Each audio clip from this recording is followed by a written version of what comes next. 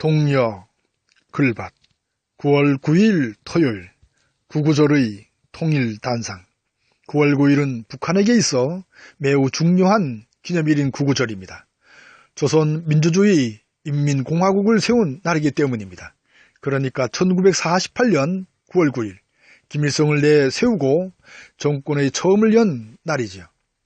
여기서 잠시 1948년 즈음의 세계의 흐름을 살펴보기로 하겠습니다. 1947년 3월 미국은 트루먼 독트린을 발표합니다. 이를 계기로 냉전 시대가 시작됩니다.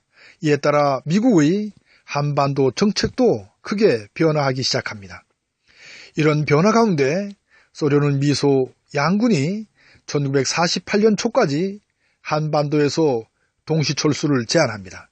하지만 미국은 미소 양군이 주둔한 상태에서 유엔 한국 임시위원단을 구성하여 그 감시 아래 인구 비례에 의한 남북 총선거를 실시할 것을 제안했죠. 결국 유엔은 1947년 11월 4일 유엔 소총회의 결의로 미국의 제안을 통과시킵니다. 하지만 그 이듬해인 1948년 1월 유엔 한국 임시위원단의 북한 방문이 거부됩니다.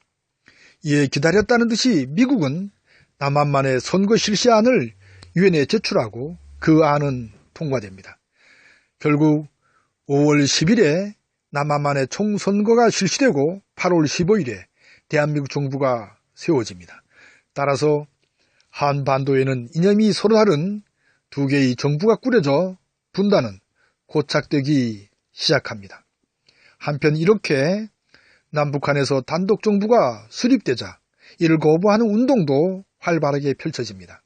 1947년 말부터 중도파 정당들을 중심으로 미소 양군의 철수와 남북 정당들의 직접적인 협상을 통한 자주적 남북 통일정부 수립운동이 추진된 것이죠. 이런 가운데 1948년 3월 25일 북조선 민주주의 민족통일전선은 평양방송을 통하여 남북조선 제-정당 사유단체 대표자 연석회의를 제의합니다. 이에 따라 김구와 김규식 등은 이 제의를 받아들여 4월 말에 북한을 갑니다. 남북조선 제-정당 사유단체 대표자 연석회의와 남북 정치 지도자들 간의 남북요인회담이 평양에서 잇따라 개최됩니다. 하지만 남북한의 단독정부 수립을 저지시킬 만한 그 어떤 힘도 갖지 못한 채로 끝나고 맙니다. 어린 시절 너무도 아쉬움이 커 가슴을 쓸어 내렸던 기억이 떠오르는 대목이지요. 이런 지난 사실에서 우리의 통일운동은 어떻게 펼쳐야 하는지를 가늠하게 됩니다.